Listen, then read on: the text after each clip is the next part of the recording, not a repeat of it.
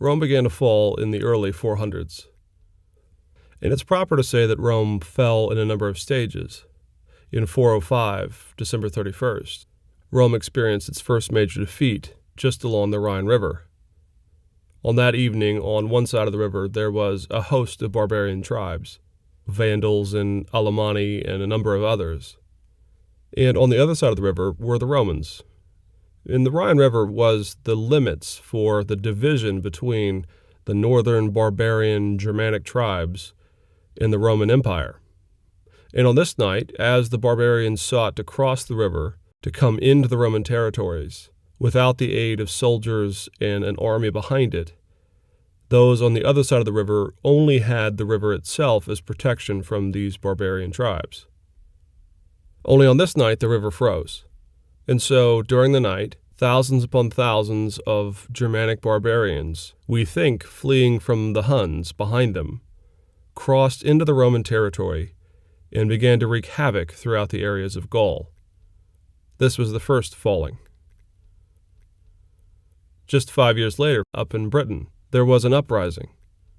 Britain had long been part of the Roman territories. Only the locals believed that there was weakness, that the Roman armies were too far away and too preoccupied with battles to the south to raise an army to come and put down any rebellion. And so the pagan natives of Britain rebelled, and they overthrew the Roman rulers of the region, and they established themselves as the new rulers of Britain. Now, the Romans of Britain appealed for help.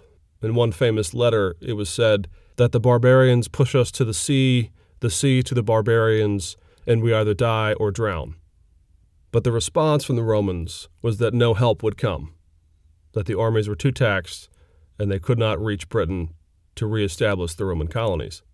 Over time, parts of Africa were lost and other regions of the once glorious Roman Empire.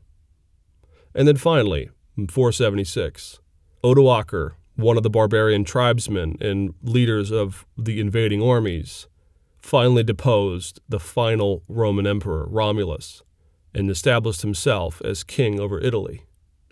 And so 476, by most historians, is considered to be the final fall of Rome. Now, in your average textbook, 476 is going to be described as the fall of Rome, as if it were one fell swoop, one immediate collapse of the entire Roman army and system of government. But the fall of Rome was both a process and an immediate event. It happened over a period of time, and yet the speed with which it happened, and the finality of 476, with Odoacer establishing himself now as the pagan ruler, the barbarian Germanic ruler of the Roman Empire, is the final calamity in the Roman world itself, and now the glories of Rome going back centuries was ended. And while that story is very common, and while every textbook on the history of the Roman Empire will generally end here in 476, the fact of the matter is, Rome didn't really fall, at least not in its entirety. For most students of history, particularly those just beginning to study history, it might be a surprise to know that Rome technically didn't fall for nearly another millennia. And that is because the only part of Rome to fall in 476 was the western half of the Roman Empire. Out in the east, in the area known as Byzantium by modern historians, Rome continued. And despite the fact that historians in the 1700s referred to the Byzantium world, the Byzantine world, as somehow different, somehow un-Roman, and they preferred to see the fall of Rome as 476 and as a fixed date, if you were to go back in time and you were to set foot in the city of Constantinople in 477, just a year after Odoacer took over in Italy, and if you were to ask the citizens of Constantinople, who are you? The answer they would give is, we are Romans. This is the Roman Empire. And so in this lecture and in the next lecture, we're going to take some time and look out east, not at the western half of the Christian Empire, that will come later, but we're going to look out east at the Empire of Byzantium, or of the continued Eastern Roman Empire, that never fell, that continued on again for hundreds of years.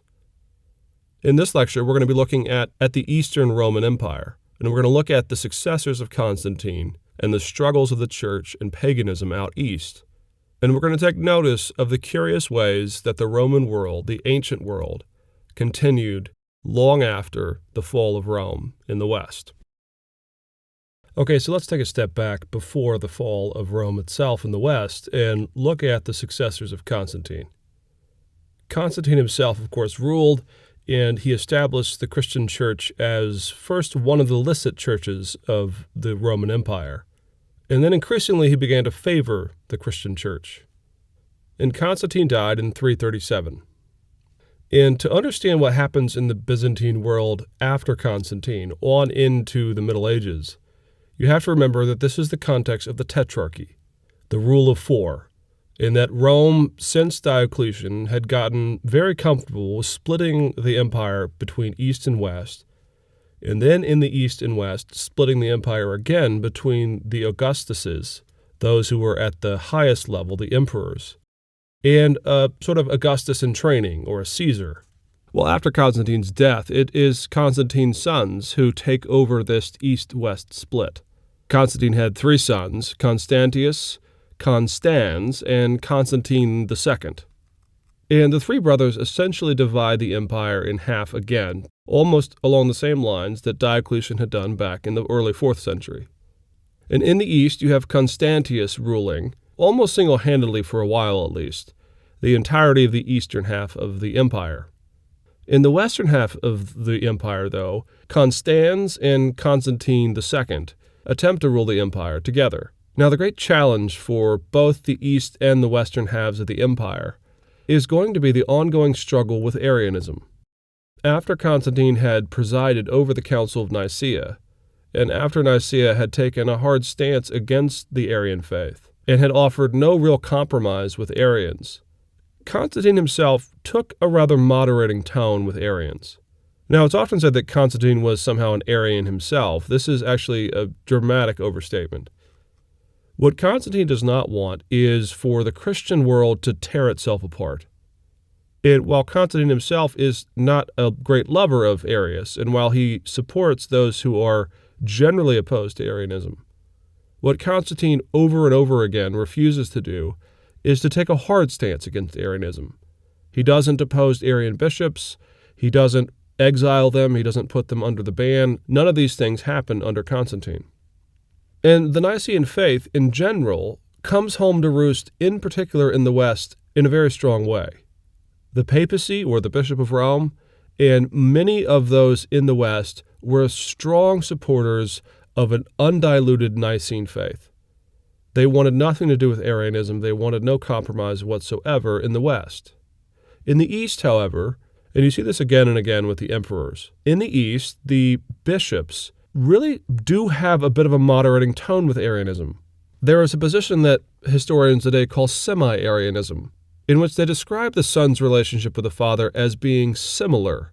Now, you'll recall in our discussion of Arianism in our last lecture under Constantine, that perhaps the best way to understand Arianism is to draw this line and call it the creator-creature distinction.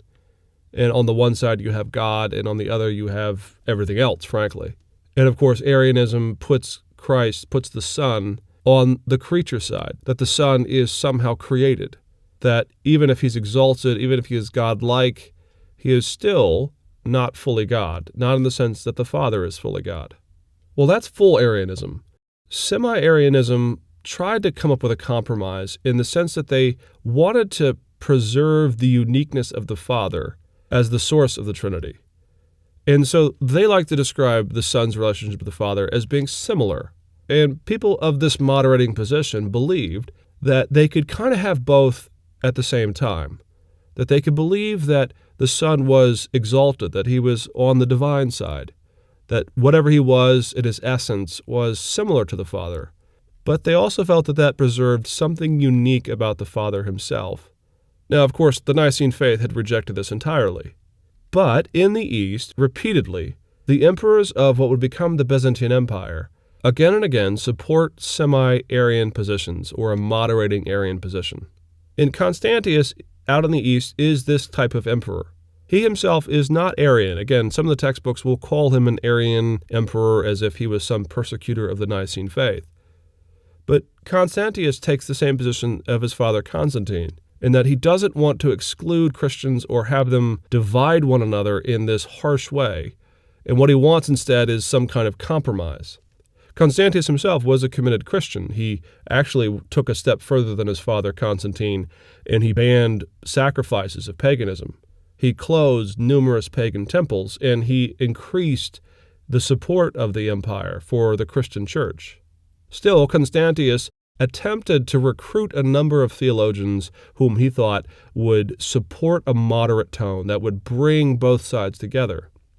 On 2 occasions, in fact, he called a council in the attempt to somehow enforce or impose semi-Arianism. One was in the city of Rimini, and one was in the city of Salenka. Now, this is not a push for Arianism. Again, these are not Arian councils.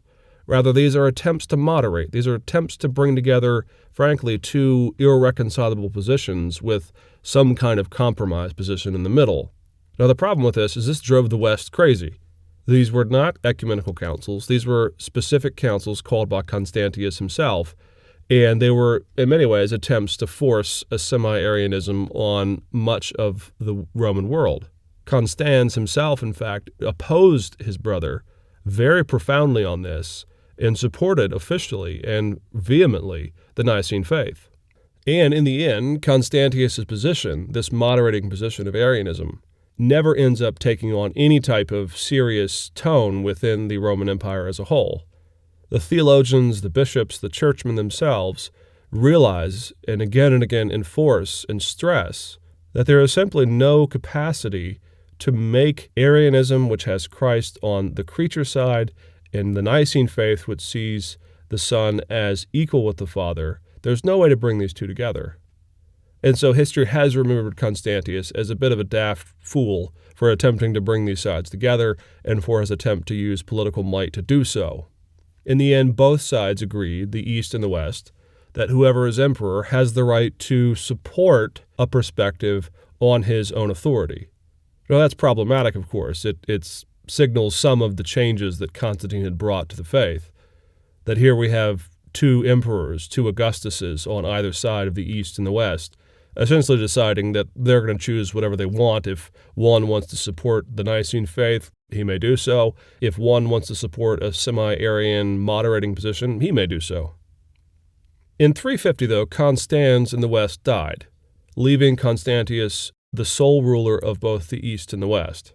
And fatefully, Constantius attempts to appoint a Caesar or a co-ruler with him. He first appoints one of his cousins, and the cousin is eventually deposed and removed for corruption and for being violent and being temperamental and for essentially using the office to get his will and to abuse his power. And so instead, Constantius reaches for another cousin, Julius, later known as Julian the Apostate. And Constantius appoints Julian to be a Caesar, to be a co-ruler, to be sort of the emperor in training underneath him. And Julian the Apostate, as he would come to be known, is a vital figure for the Roman Empire as a whole. Again, this is before the West has fallen. Julian was part of the Constantinian line. He was part of the family. He was a nephew to Constantine himself. And at some point during Julian's training, when he was being raised by tutors and educated in the classics, the tutors seem to have had some sort of influence on him and seem to have convinced him to convert to paganism again, to come back to the faith of old Rome and to reject the faith of his patriarch Constantine and the faith that all of those in his family and his extended family had embraced. Now, Julian kept these views to himself, and so when he's actually raised to the Caesarship, and when Constantius appoints him to be the heir, no one seems to be aware of the fact that Julian has actually left the faith, that he has reverted to paganism. Well, the first thing Julian does is he is sent off to Gaul, to modern-day France, to put down a number of rebellions and barbarian tribes that had arisen out there in the West. And Julian does a remarkable job at this. He seems to have had some great success, some great insight in a battle. In 357, in fact, he actually conquers a significant force that had outnumbered him by a significant margin. And Julian seems to have really won the respect of the soldiers and of the generals of the Roman army. And that respect and that power and that authority seems to have rubbed Constantius the wrong way a little bit. He seems to have been a little bit concerned at this young upstart. And so Constantius actually recalls Julian in the armies. He asks him to come back under some excuse that the Persians were beginning to rise up, really, though, with the goal of keeping an eye on Julian. But Julian doesn't seem to have wanted to do this. He didn't want to be at the beck and call of Constantius. And the sources are a bit unclear, but it does seem to be the case that Julian fomented a bit of a rebellion amongst the generals. And we've seen this a number of times in our lectures. The generals, the army, doesn't like what an emperor or an Augustus has declared, and so they issue a civil war, and they declare someone of their ranks to be the new emperor. And that's exactly what they do. In 360, in the city of Paris, Julian is proclaimed to be the Augustus of the East and the West, and now there is a civil war. And Constantius mounts an army and begins to proceed to meet Julian on the battlefield, and Julian takes his armies and he proceeds to move to the east. And as they come together and as they are about to clash in a civil war in the area of the Balkans today, as it turns out, Constantius simply dies of natural causes. And one of the last things Constantius does is he concedes to Julian and he appoints him to be the rightful heir to the throne. And so Julian comes to the throne not by war, though he attempted to do so, but actually by the rightful succession. And what is interesting is it is at this point in 360 that Julian finally comes out as a full pagan. He announces that he is not a Christian, that he will not continue the policies of his fathers or of his cousins, and that he is now about the idea of restoring Rome to its pagan glories. Now, the personality of Julian is actually a pretty interesting case study. His ideas of paganism were really idiosyncratic. Julian was actually significantly intellectual. He was something of a Neo-Platonist. He had lots of philosophical ideas. He actually liked to think of himself as a philosopher king. One of the more interesting things he does is he grows this great big philosophical beard. He attempts to sort of put himself out there as some kind of philosopher. And of course, for a long time, if you were an emperor of Rome, you either had a clean-shaven face, as the ancient Roman rulers did, or you had a close-cropped beard. You kept it tight. Well, Julian grew apparently this nice, monstrous beard. And as it turns out, he had a lot of people who criticized him for this, generally for his sort of arrogant tone of being this philosopher. And so actually one of the more interesting things Julian does is he writes a book defending his choice of a beard. The book is called The Beard Hater. And it's Julian defending himself, kind of poking fun at those who have raised some issue with him growing this beard, and really setting out an epitome of what he is attempting to be as a philosopher king. And Julian does more than this, though. He begins to reestablish the pagan sacrifices in the Roman Empire. At one point, in fact, he actually leaves Constantinople and moves to the city of Antioch. Antioch was still a pretty strong bastion of paganism. There were still major temples there, one to Apollo, one to Daphne, and Julian seems to have been quite sick of the overt Christian faith of Constantinople, and so he moves to Antioch. And Julian rolls back a number of other features for the Christian church. He withdraws state support for churches and for buildings and for the salaries of the priests and the bishops. In a few cases, he takes land that had been formerly pagan, that had been given to a Christian church or to a Christian bishop, and he restores it to the pagan world. And whenever the bishops complain, Julian's response is that he didn't think the church needed all these things, that he was actually quite surprised that those who follow a humble servant of Nazareth seem to be ill-equipped to deal with a life of poverty. And Julian does other things as well to support paganism and to reject Christianity. At this time, there was actually a great deal of fighting and rioting between pagans and Christians. And Julian took the unique tactic of whenever a pagan mob rioted and killed a number of Christians, that he simply gave them a reprimand, or he simply told them that they ought to not do this next time and no real prosecution would occur. However, if Christians rioted or if Christians did anything suspicious, if a pagan temple went ablaze, even if it went ablaze for natural causes, then the Christians would come under intense scrutiny, and Julian would attempt to sort of ferret out who had done any of this, even if no one was really to blame. And so Julian was, at least to the Christians, very unpopular. What is surprising, though, is that Julian was really unpopular with everybody. The pagans themselves didn't really seem to like him. And there are a number of reasons for this. One of the principal reasons why Julian is unloved by the pagans is that Julian is unwilling to take on the glorified, the exalted status of the emperors that had gone before him, that he refused to be glorified and separated, that he himself, for example, on a number of occasions, would perform animal sacrifices as a pagan. This, most pagans thought, was demeaning to the emperor. And more importantly, Julian's faith is really that of a prodigal, of a black sheep, you might say. Julian's attempt to restore paganism was not based so much on the fact that he was inherently pagan from his youth, but rather he's a pagan by conversion. And again, Julian's tone and the way he snarks and the way he engages with the Christian church and the ways that he supports paganism in these idiosyncratic ways, while perhaps genuine, always seem to have a tone of not really being from a pagan side of him, but rather being from an anti-Christian side of his personality. He seems to want to kind of stick it to his family, to stick it to those who had raised him Christian. He seems, for example, to really know a great deal about Christianity, and he seems to know exactly how to attack it. He knows its weak points. For example, one of the things Julian does that, from an attack standpoint, is actually a bit of a masterstroke, is that Julian lifts the, at least on paper, Nicene faith as the prerequisite for understanding the Christian faith. And he actually decrees that all versions of the Christian faith need to be given equal footing and need to be allowed to thrive and to have their own churches and their own bishops right alongside the Nicene bishops. And what he's doing here is he's attempting to get the Christian church to tear itself apart, just as Constantius sought to get compromise out of the bishops so that all the Christians can, at least on some level, live together. Julian's move in this kind of devious way is an attempt to force the Christian church to tear itself apart by just sort of taking the restrictions off and just letting them go at it against one another. In the end, Julian, though, ruled only for about 2 years. In 363, the Sassanid Empire again rose up, and Julian mounted an army and moved east to attack them. And the battle seemed to be going well, but during one of the retreats, they had to flee in haste.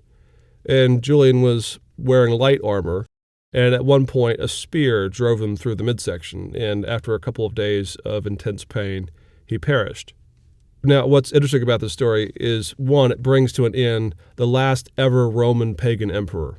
From this point on, any emperor of both the East and the West, but after the West falls, in particular the Byzantine Empire, there will never again be a pagan ruler over the Roman world. Julian is the last. But even more importantly is who threw the spear. There seems to be some sort of conspiracy here, because initially it was believed that the Sassanids had gotten close enough to Julian to throw a spear that took his life. But within a couple of years, it was blamed on the Christians, that some Christian in the army had turned round during the retreat and had stabbed him through with a spear, and therefore it was the Christians who were to blame for killing the last pagan emperor. Interestingly enough, the Christians actually don't deny this. Now, there's no evidence for this, but the Christians actually kind of take some glory in this. They say, yeah, we killed him. We took him out. We took this pagan out, this last emperor. And there's even an apocryphal story of St. Mercurius, who had actually lived long before during the Decian persecutions. And the story is that one of the bishops was praying before a statue to Mercurius, and he was praying to God, asking that Julian would not be allowed to come back. And according to the legend, the statue, which had Mercurius holding a spear, because he was a saint who had at times served in the army of Rome back a century before, that the statue disappeared on the day that Julian died, and then during the prayers, the statue reappeared with a bloody tip on it, indicating that the saint had somehow materialized out in the east and had stabbed the emperor and then rematerialized as a statue. These kinds of things. And it doesn't seem to be the case that the Christians did do this, but it does show the extent to which Christians were hostile to Julian. That when the rumors began to spread that the Christians were to blame, they didn't deny it, and for a while they kind of gloried in it. They thought that they had slayed a tyrant, in keeping with how some of the Old Testament Jews had slain a tyrant over Israel. But in this way, the last pagan ruler of Rome dies. Well, with the death of Julian, we now move into a later stage, a new dynasty in the Byzantine world. And the man that is elected next to the throne is a man by the name of Valentinian. And Valentinian had been an army tough. He had been a valiant soldier and a general. And the army, now having lost its emperor, having lost the last of Constantine's family line, decided to vote Valentinian into the office of emperor. And with the coming of Valentinian, we have another set of brothers who divide East and West, and who, again, embody the difference between the Western, strongly Nicene faith and the Eastern desire on some level by the emperors to seek a compromise on a sort of semi-Arian position. Valentinian takes the West, and he is strongly Nicene, and he appoints his brother Valens to be the ruler of the East. And again, the two brothers square off, and at least in general, they don't agree. They don't see eye to eye on the subject of the strict observance of the Nicene faith. By and large, though, unlike Constantius and Constans, Valentinian and Valens don't attempt to call councils or to impose any of these things from the top down, at least not in the same way that it was done under Constantius. They focus a little bit more on securing the borders, on fighting against Germanic barbarians, and the like. However, with the passing of Valentinian and Valens, there arose to the throne one of the last great single emperors over both East and West, and that man was Theodosius. Theodosius will be the last emperor to ever attempt or ever to have claim at the same time over both East and West. Going forward, it'll either be a divided empire, or in a very short period of time, the western half of the empire will fall, and so therefore there is only the Eastern emperor. And Theodosius is remembered for a number of things, but the most important of which that he is remembered for is the extent to which he drastically and dramatically enforced the Nicene faith. Theodosius really is a turning point. If Constantine and his successors had mingled church and state, Theodosius sees his role as really the enforcer of Nicene orthodoxy. And the reason for this comes as a result of the fact that Theodosius comes under the sway of a very famous early church bishop by the name of Ambrose of Milan. And the story of their relationship comes from the fact that Theodosius, early in his reign, had put down a revolt and a rebellion in the city of Thessalonica. 2 charioteers had been guilty of murder, and they had been put to death, and as a result, there was a massive riot in the city of Thessalonica. And Theodosius, as a result, attempted to make an example of those who had rioted, and he put 7,000 people to death as a result of this. Now, this would not be the first emperor to do something very drastic, but Ambrose, living in the Italian peninsula, living in Milan, censured and criticized Theodosius for this, claiming that a Christian emperor should have had more mercy, that it's one thing to restore order and to put the principal rioters, those who had fomented the rebellion, to death, maybe prison, something like this, but to put 7,000 people to death, Ambrose said, is a tragedy. And in the end, Ambrose actually excommunicates Theodosius for a short period of time. Really tense standoff, actually, between this great bishop and the emperor. In the end, though, Theodosius caves, and he accepts penance. He accepts a public show of remorse that had to be conducted over a period of time. And as a result, Theodosius comes increasingly under the sway of Ambrose's tutelage, under Ambrose's opinions. And Ambrose later will be famous for his instrumental role in converting Augustine to the faith. But Ambrose held strongly to the Nicene faith. And so he pressed that Theodosius become a great supporter of the creeds, of the orthodox statement of the understanding of the Trinity. And in general, Theodosius does just this. But he does even more. Theodosius is really the first, in the fullest sense, to make Christianity the official and the only option for religion in the Roman Empire. Theodosius stops, finally, once and for all, pagan sacrifices. He issues edicts that temples be closed up. Theodosius has the Vestal Virgins, a tradition in the city of Rome that goes back centuries to these sort of quasi-mystical Vestal Virgins who would keep aflame a certain incense burning to one of the gods. But Theodosius has this stopped. There is also pretty significant evidence that Theodosius is the one who calls a halt to the Olympic Games. And the Olympic Games have been going on for some time, and Theodosius finds that there is a great deal of paganism involved, and so at least he instrumentally pushes for them to stop, and they seem to have stopped shortly after he began to attack them, and at least by his successor, the Olympic Games had stopped. And of course, the Olympic Games wouldn't start up again until the 1800s. But in his support for the Nicene orthodoxy, Theodosius also calls for the Second Ecumenical Council, the Council of Constantinople. And the desire here is that Theodosius wants to hammer home to the East, to those who had grown maybe a little more accustomed to a compromise between Arianism and Nicene Orthodoxy. And the Second Ecumenical Council attempted to drive this home significantly.